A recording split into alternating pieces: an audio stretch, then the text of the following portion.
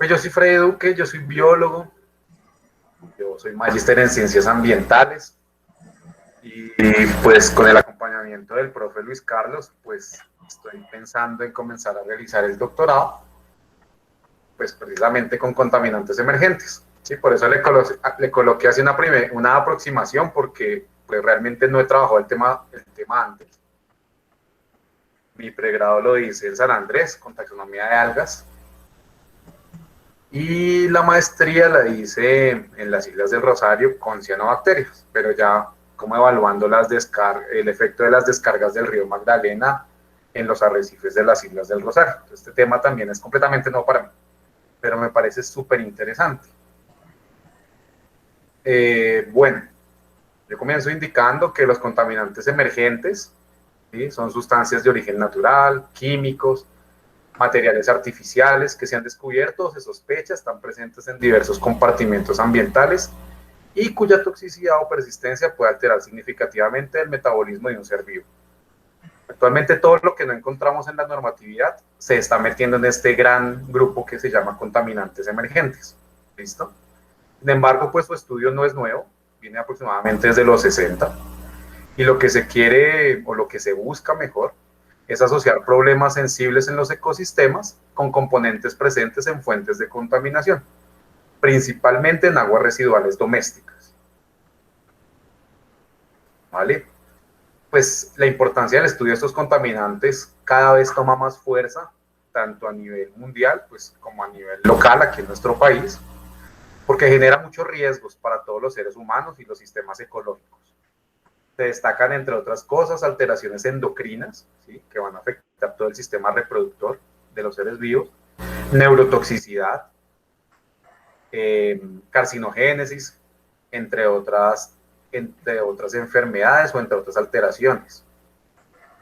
Se caracterizan además estos contaminantes, y es una primera característica muy importante, y es que sus concentraciones están de microgramos a nanogramos, ¿sí? Es decir, que sus niveles de detección son muy pequeños. Y vamos a ver, por supuesto, pues que es una dificultad que actualmente se está viendo a nivel mundial. ¿Cómo se logran detectar? ¿Sí? Me acuerdo de la charla hace unos 15 días que estaban hablando de los sistemas o de las medidas para determinar compuestos, ¿cierto? Concentraciones, pues ahí comienza a jugar mucho esto. Se aprecia por otro lado, ustedes lo viven, lo vivimos todos, un creciente uso de diferentes tipos de compuestos químicos en las actividades cotidianas que pueden llevar a una mayor presencia de estas sustancias en el ambiente. Cada vez tenemos más cremas, la cosmética pues ha permeado todas nuestras vidas, no solo para las mujeres sino para los hombres. ¿Sí? Uso de plásticos, usamos bastantes plásticos, entonces vamos a encontrar este tipo de sustancias. Ahí coloco el ejemplo. Comercialmente se han registrado en el año 2013 más de 65 millones de compuestos químicos, ¿sí?, con una tasa de adición de 15.000 compuestos químicos diarios, y en el año 2015 aumentó en casi 30 millones esta cantidad de compuestos químicos. Bueno, se evidencian dificultades en su identificación, cuantificación, evaluación y regulación, por cuanto no se han desarrollado de manera intensiva las metodologías que hagan efectivas estas actividades, principalmente en los países en vías de desarrollo, pues por supuesto en el cual está Colombia.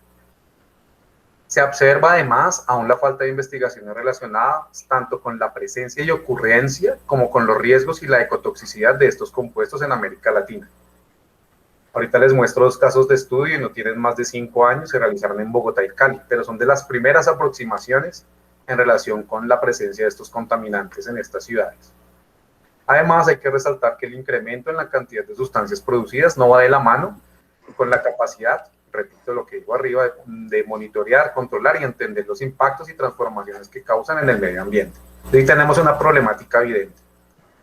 Y pues resulta inconveniente en un país como el nuestro, donde se estima que solo el 36% de las aguas residuales domésticas son tratadas.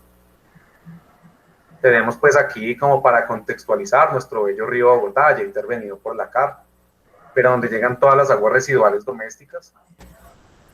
Tenemos la PETAR del Salitre, todavía no ha finalizado su proceso de ampliación, actualmente trata aproximadamente el 18% de las aguas residuales de Bogotá. Los municipios de la cuenca alta y la cuenca media del río Bogotá aún no tienen petares en funcionamiento. Las petares no están funcionando al 100% de su capacidad en Chía, Tocancipá y Zipaquirá, y el resto de municipios ni siquiera las tienen todavía diseñadas. Estamos retrasados en relación con la aplicación de la sentencia del río Bogotá. Y la planta grande que espera salvar el río Bogotá, que es la planta Canoas, está en construcción, pero se estima que entre en operación dentro de 6 años. Dentro de estas plantas de tratamiento, pues yo no sé mucho de plantas de tratamiento, sin embargo, estas grandes plantas de tratamiento a nivel mundial ya se han quedado obsoletas, porque su tratamiento básicamente es el desvío de las aguas del río, un tiempo de tratamiento, ¿sí? Es un tratamiento primario, y el vertimiento nuevamente de las aguas tratadas. Sin embargo, en ese tiempo de tratamiento de las aguas, pues hay aguas que claramente no se van a tratar. Esto nos lleva a decir que solo vamos a tratar cuando entren en funcionamiento las aguas, las plantas de tratamiento de Bogotá, solo el 70% de todo el recurso hídrico que está, del afluente que está por el río, ¿sí? El recurso que va por el afluente. Entonces, algunos contaminantes emergentes, comenzar que la investigación en contaminantes agrupa múltiples conceptos y definiciones relacionadas entre sí, incluyendo términos, no es térmicos, sino términos, como microcontaminantes. Entonces, como estamos trabajando con bajas concentraciones, se les llama microcontaminantes.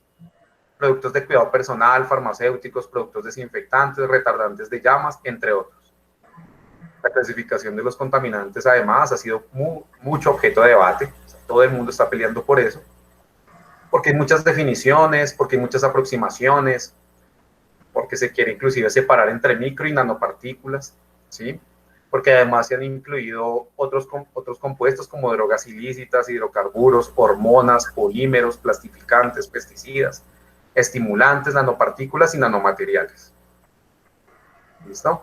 Sin embargo, y para el objeto de estudio, y así lo están viendo algunos autores a nivel internacional y nacional, se considera que los contaminantes emergentes se pueden equiparar con los medicamentos. ¿Listo? Entendiendo que un medicamento es un compuesto químico que puede causar una alteración en el metabolismo de un ser vivo. Entonces, pues aquí se comienza a ver que los que más causan preocupación son los disruptores endocrinos. Son unas sustancias químicas capaces de alterar el sistema hormonal, tanto en seres humanos como en animales.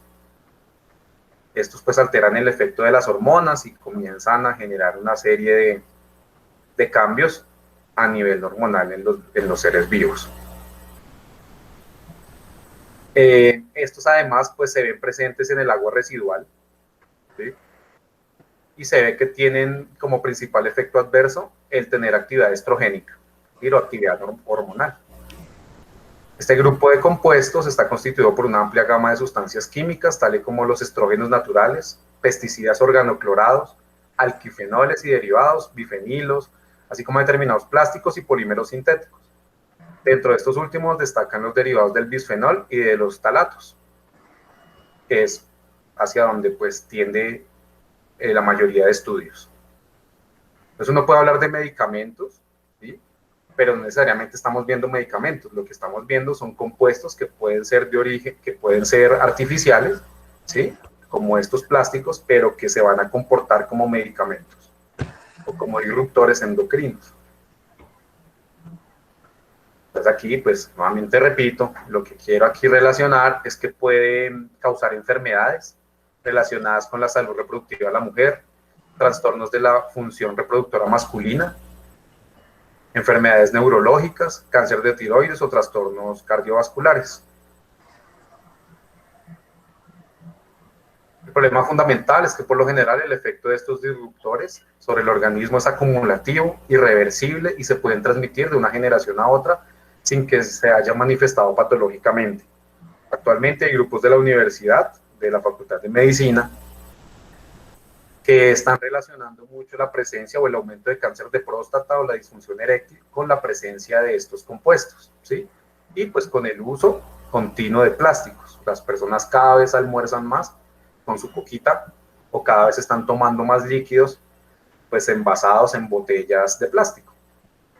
Estas sustancias están por todas partes y convivimos permanentemente con ellas, pues forman parte de nuestra vida de forma habitual, sea en el hogar, el trabajo, en la calle o incluso en el campo. Esta exposición a estas sustancias es cada vez mayor, todos los días lo vemos, ya que son ampliamente utilizados, poseen baja degradabilidad y son transportados por aire, suelo y agua. Ahí pues repito lo de siempre. Es habitual que estas sustancias entren en contacto con los seres vivos debido a su presencia en la descarga de efluentes tratados a masas de agua que posteriormente se destinan al consumo humano.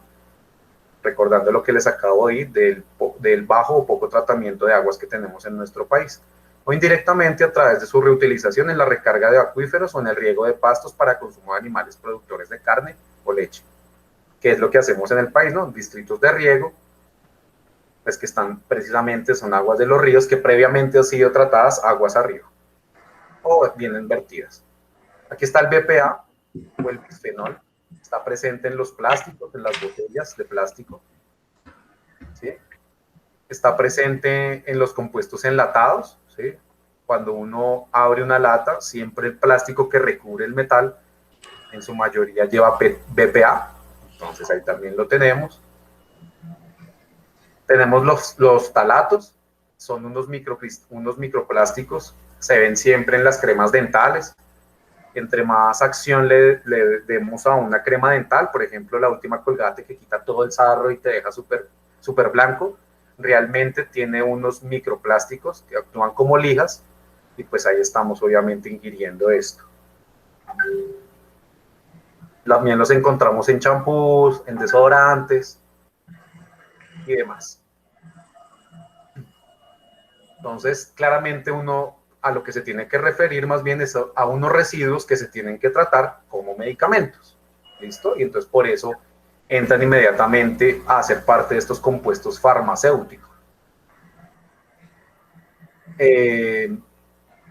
Igualmente, pues así lo coloca el artículo, dice que los patrones de consumo de estos compuestos por parte de las sociedades también inciden en la presencia de microcontaminantes. Es decir, no se deja de lado que estos plásticos entren a ser parte de los medicamentos, sino que se dice, hay que sumarle a eso la presencia de ibuprofeno, ¿sí? La presencia de diclofenaco y otros medicamentos, aspirinas, pues ya que Colombia es uno de los países donde el porcentaje de automedicación es muy alto. En sistemas de tratamiento primario avanzado con procesos físicos y químicos de coagulación, floculación, se reportan eficiencias de eliminación de aproximadamente 70% para diclofenaco y un incremento del 25% en la eliminación de diazepam y naproxeno respecto a un sistema convencional. Sin embargo, pues la mayoría de plantas de tratamiento de aguas residuales en nuestro país aún están en sistemas convencionales, a excepción de las dos que están instalando en Bogotá, que pueden llegar a tener este sistema de coagulación, floculación. Y pues estas plantas tienen bajas eficiencias de eliminación de la carbamazepina y por supuesto el ibuprofeno. Aquí tenemos la mala disposición de los medicamentos, ¿no? Y no solo mala disposición, sino que si los consumimos, pues cuando nosotros vamos al baño y todo el mundo va al baño, pues esas trazas se están yendo a las aguas residuales. Aquí pues repito lo de la presencia de estos microcontaminantes en aguas potables por el bajo tratamiento. Repito, las bajas concentraciones de estos compuestos, el desconocimiento de su presencia y el difícil acceso a las técnicas de medición han contribuido a que solo unos pocos microcontaminantes hayan sido regulados. Aquí genero o muestro más bien un panorama a nivel internacional sobre normatividad. La Unión Europea está comenzando a pues, meter una política, viene desde el año 2008, ¿sí? Una directiva del año 2008, pero que apenas está comenzando a entrar, digamos que en vigor, ¿sí? O está comenzando a regir desde hace 2-3 años, y el objetivo es comenzar a regular el BPA, que está presente en los plásticos. Es una normativa, registro, evaluación, autorización y restricción de sustancias y mezclas químicas de la Unión Europea, que por lo menos la mayoría de microcontaminantes se incluyeron con el principio de precaución. ¿Sí? No quiere decir que sean prohibidos, pero sí, ojo, que está ahí. Australia, Holanda y pues los Estados Unidos también están comenzando a regularizar la presencia pues, de todas estas sustancias. Pues Colombia lastimosamente todavía está muy retrasada. Tenemos la resolución 2115-2007, regula solamente la presencia de pesticidas en el agua. mientras que los otros compuestos no son objeto de regulación. Tenemos la resolución 4143 del MinSalud, donde se prohíbe el BPA y los talatos en materiales plásticos. Siempre los plásticos deben tener una prueba de migración de talatos para que se puedan usar, ¿sí? Para que el INVIMA les dé la autorización. Sin embargo, es común en nuestro país ver personas vendiendo jugos en la calle, comprar cosas reenvasadas, ¿sí? Para consumo, por supuesto. Entonces, lastimosamente, la norma no se cumple al 100%. Y pues, por supuesto, estas pruebas son costosas, pocas entidades las hacen, y regularmente las empresas que venden plásticos lo que hacen es reutilizar los permisos que ya les habían dado. Entonces, pese a que está de todas maneras regulado en el país, aún se carece de información científica sobre la presencia de estos microcontaminantes en las aguas, ¿cierto? Entonces, pues, traigo a colación dos estudios, uno realizado en Bogotá y uno realizado en Cali. El primero realizado en el año 2018. ¿Cuál fue la idea? Pues medir la mayoría de compuestos que se pudieran medir. ¿Qué límite se tuvo? Pues básicamente la disponibilidad de equipos de medición, disponibilidad de estándares certificados para su análisis y compuestos más empleados en productos de consumo, incluyendo farmacéuticos y plastificantes en el mercado. Todo lo que se encontrara se puso a consideración y se midió, ¿sí? Eso fue realizado en Bogotá, aquí están los sitios donde se trabajó. Estos fueron los contaminantes emergentes determinados, tenemos organofosforados, farmacéuticos y hormonas, y tenemos talatos. Aquí, como para resaltar, lo que más se encontró fue la presencia de talatos o microplásticos.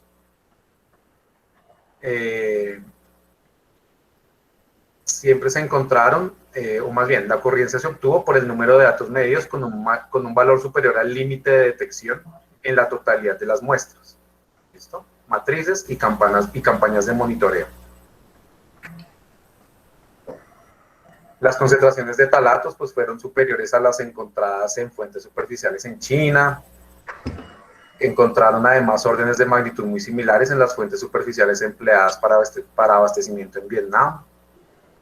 La mayoría de los talatos son utilizados como mezclas y es fácil encontrar compuestos de grupos de talatos de bajo peso molecular agrupados en una misma matriz, como aditivos para productos de cuidado personal, cremas, limpiadores, para la cara, lavados de manos, cremas dentales, y de igual manera ocurre con los de mayor peso molecular que son utilizados como plastificantes. ¿Sí? Estos talatos muchas veces se usan porque son mucho más económicos que el uso de alginatos, pues su producción viene a partir de las algas, ¿cierto? Es un producto de las algas marinas. Eso en cuanto a los talatos, ¿sí? O los plásticos. Además, los talatos también, cuando son de alto peso molecular y son plastificantes, se encuentran en los tubos de PVC. Y pues todas las casas tienen tubería en PVC para el manejo del agua. Tenemos además pues compuestos farmacéuticos, ¿sí? El que pues, tuvo mayor presencia fue el bisfenol o el BPA, ¿sí? Se clasifica, aunque es un plástico, un polímero, se clasifica dentro de los farmacéuticos porque es un disruptor endocrínico, ¿listo? O endocrino, más bien. Estos compuestos y hormonas medidos mostraron una ocurrencia menor, pero con un riesgo importante asociado a la presencia de estos disruptores como el bisfenol A. El bisfenol A y algunos farmacéuticos y hormonas presentan valores, 29%, entre cruzando el 13%, similares a los encontrados en otros estudios de ocurrencia de compuestos farmacéuticos en otros contextos, particularmente en agua superficial. Es decir, que esto pues, corresponde siempre a una medida internacional, pero que es realmente preocupante, ¿no? En un país que, vuelvo, insisto, no tiene un tratamiento de aguas adecuado para retirarlos. Lo interesante aquí del artículo es que pues sacaron un cociente de peligro, ¿sí? Básicamente es la concentración en el medio ambiente, ¿sí? Sobre la concentración letal. Entonces, si está entre 0,1 y 1, el riesgo es bajo. Si es menor a 0,1, no hay efectos adversos. De 0,1 a 1, el riesgo es bajo, ¿sí? La relación. Si es de 1 a 10, algunos efectos adversos o riesgo moderado, y si es mayor a 10, los efectos son anticipados, ¿sí? O vamos a tener efectos sobre el ecosistema. Este coeficiente de peligro se relaciona con la salud del ecosistema. Y pues lo que más se encontró, ¿sí?, es este talato. Este es un compuesto de talatos, plásticos por todo lado, o microplásticos. Por supuesto, también encontramos BPA y otros talatos. Entonces ahí, pues estos primeros autores, o este primer trabajo, concluye que estos contaminantes se encuentran de manera recurrente en las matrices que componen el ciclo urbano del agua en Bogotá. Particularmente se identificaron ocurrencias y concentraciones importantes de talatos, bisfenol A, estrona y carbamazepina, que es un medicamento que se usa mucho como antidepresivo.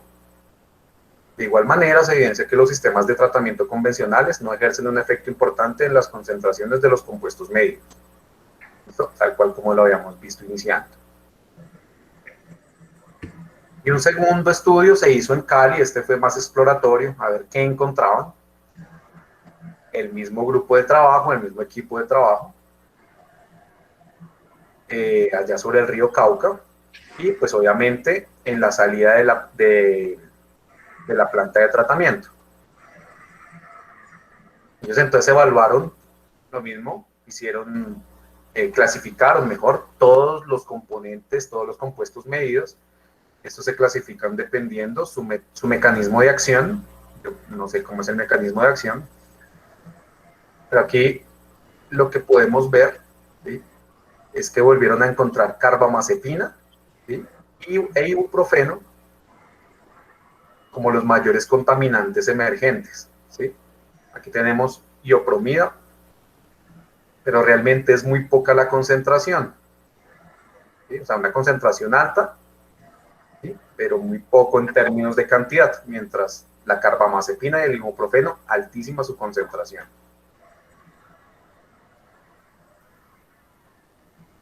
Entonces, además, ellos encontraron pues, que de los 92 microcontaminantes cuantificados, 31 estuvieron por encima del límite de detección,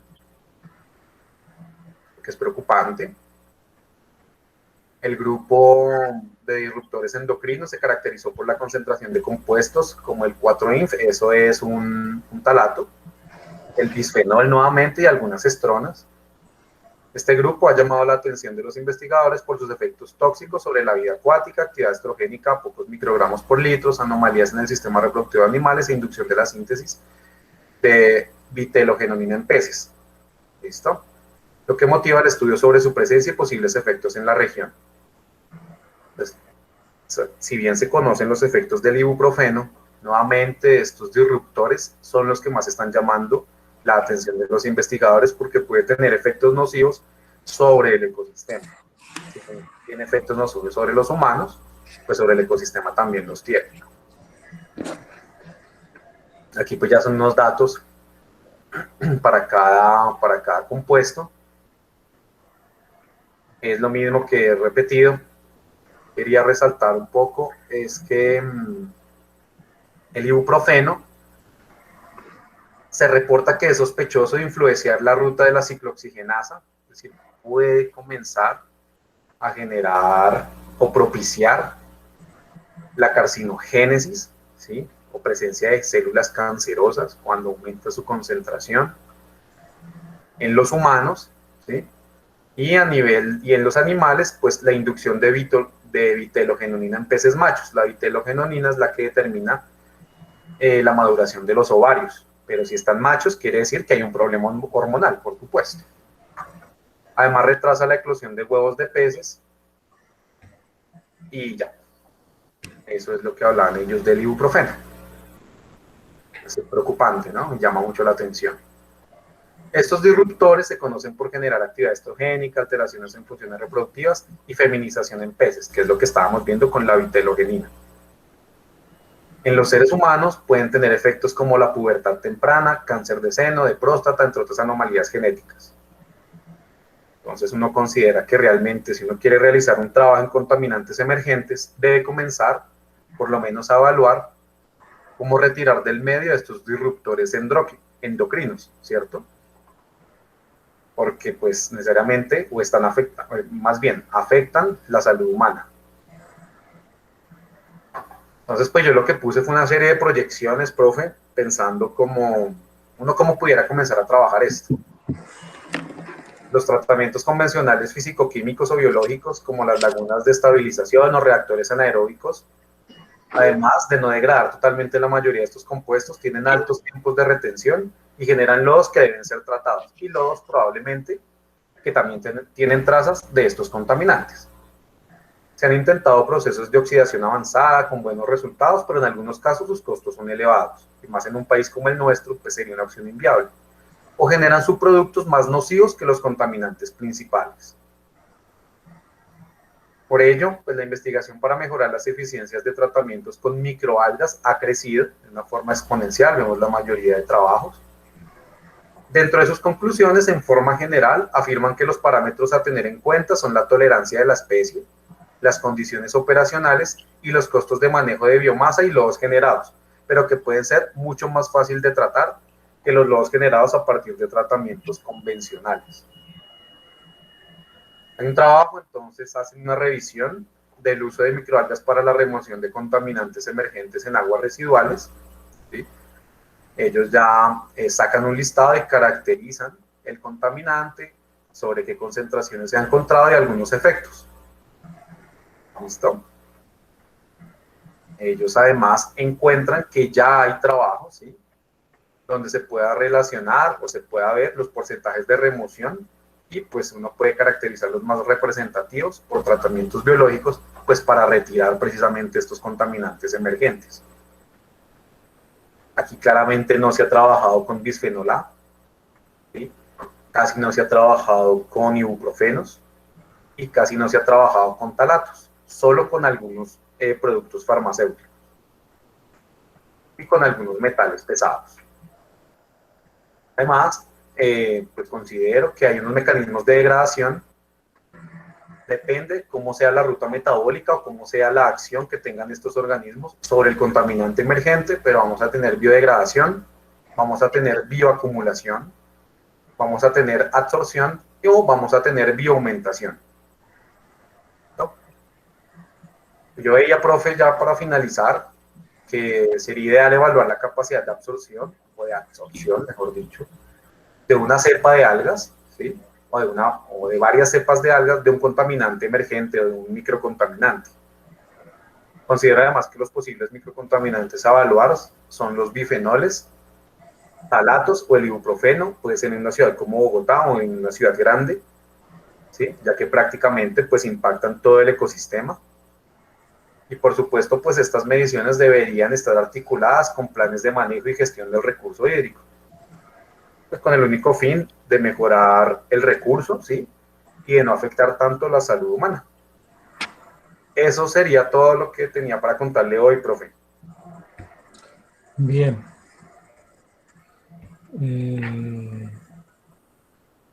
Deja de compartir, por favor. Señor, y ya. Ok. Y qué nervios, ¡pa! Bueno, con respecto a eso, una de las cosas que se ha estado encontrando es realmente el uso de microalgas relacionado con el uso de plásticos, de microplásticos. Ahí sí se sigue presentando un problema porque, a ver, ¿sí están viendo la presentación? Sí, profe, pero no está ampliada, pero sí está ahí. Sabemos químicos y algunos combustibles. Ahora sí. Hay una, está presentando para todos esto.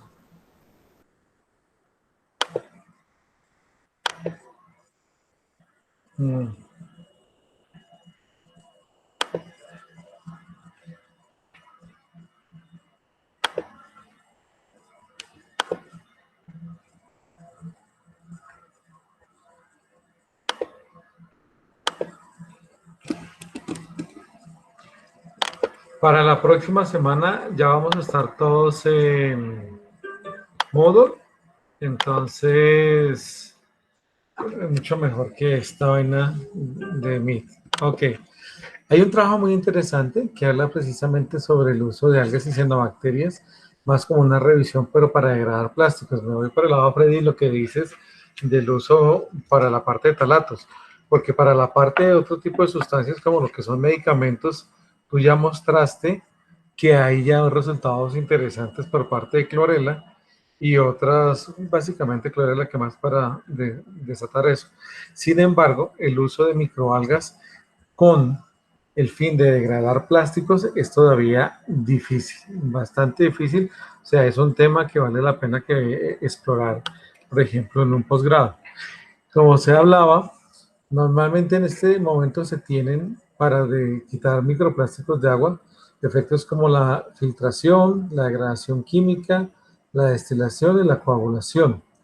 Sin embargo, para futuro lo que sí se quiere trabajar, porque es mucho más amigable con el ambiente, es todo lo relacionado con una degradación a través de microorganismos o una degradación a través de enzimas. Se ha trabajado en este momento con bacterias, con hongos y con algas y cianobacterias. Las únicas que han dado resultados relativamente positivos son las bacterias, en especial bacterias anaeróbicas, las cuales son expertas en secretar al medio sustancias oxidantes o de diferentes tipos de sustancias que degradan estos bioplásticos y empiezan a utilizar también parte de esto como su sustrato, en especial aquellos que tengan algunas cadenas de carbono. Sin embargo, no es muy apetecible por el hecho de que la velocidad de los tratamientos y el volumen en el que manejan no es considerado como con una degradación química o una coagulación que se hagan de microplásticos. Como ya lo dijo Freddy, a nivel de las algas se podía trabajar en dos tipos de campos, que es la parte de la bioabsorción o de la bioacumulación. ¿A qué nos referimos con eso? Eso es una discusión que si es con B o con D. Bioadsorción es lo mismo que nosotros llamamos aquí y bioabsorción con B es lo mismo que es la bioacumulación. La una, la que es con D, es de adherencia y se refiere precisamente a utilizar microorganismos, en esto posiblemente fotosintéticos, para que estos microplásticos por un intercambio iónico o por algún tipo de fuerzas de estas puedan pegarse, como se ve en la fotografía, adherirse a lo que vendría a ser tanto la pared o, en el caso de las cianobacterias, la capa de mucílago alrededor de la bacteria del alga en sí.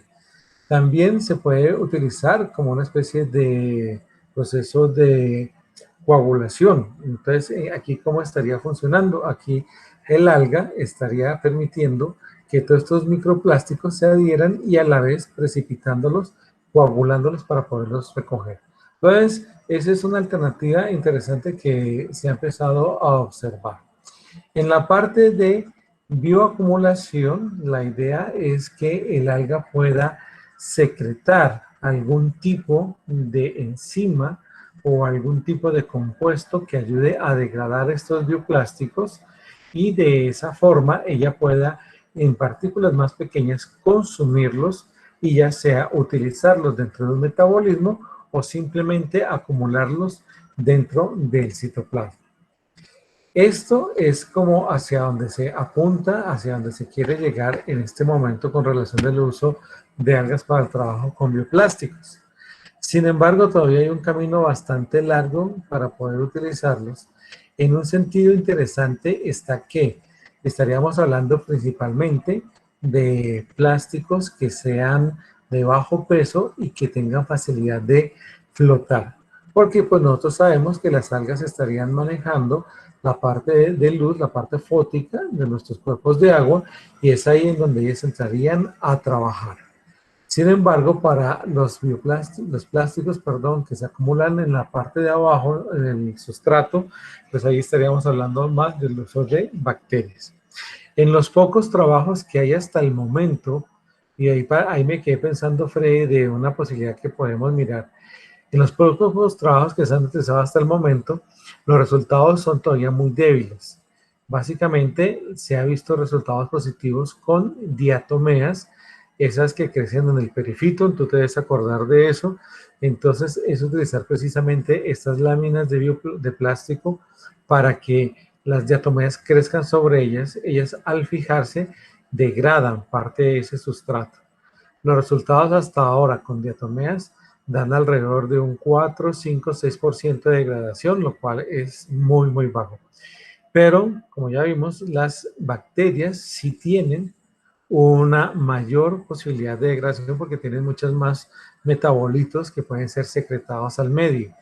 Y aunque en bacterias normales se ha logrado una ruptura o una degradación, biodegradación de los microplásticos alrededor de un 40 a un 30%, de un 40 a un 50%, se ha visto que cianobacterias filamentosas dan también buenos resultados. Y estaríamos hablando, por ejemplo, de oscilatoriales, estaríamos hablando, por ejemplo, de Afaneostemon, todas esas que tú conoces, en las cuales se ha visto que tienen posibilidades de degradación de microplásticos.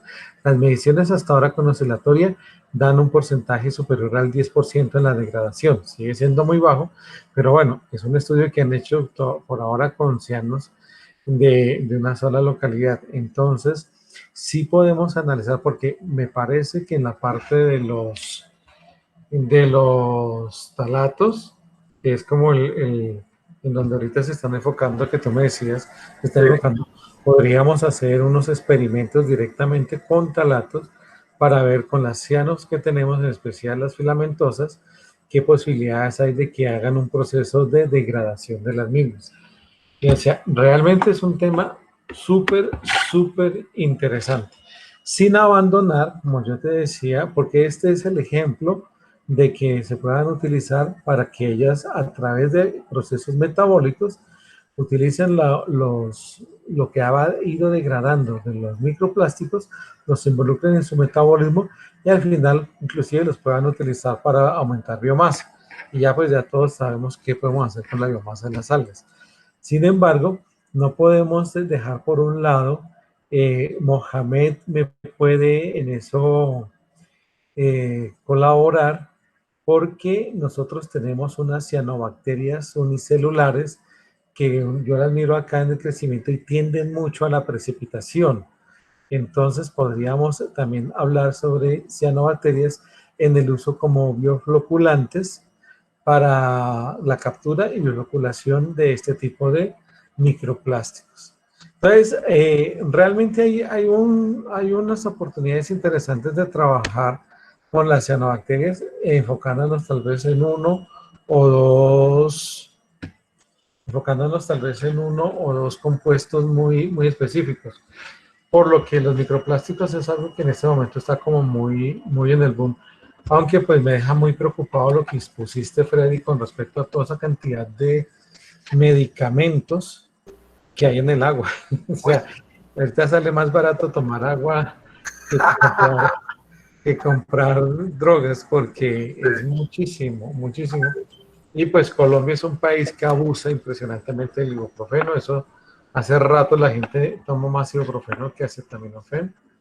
Me imagino que por eso es que salen esos contaminantes.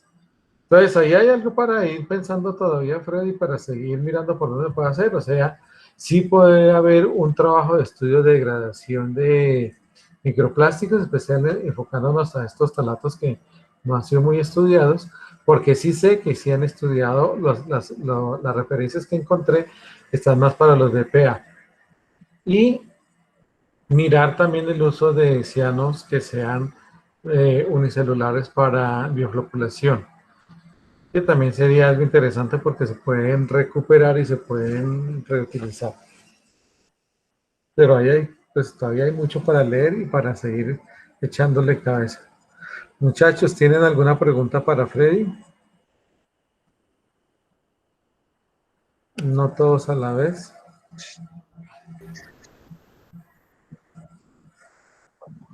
Eh, no, por ahora no, profe. Ok. Entonces,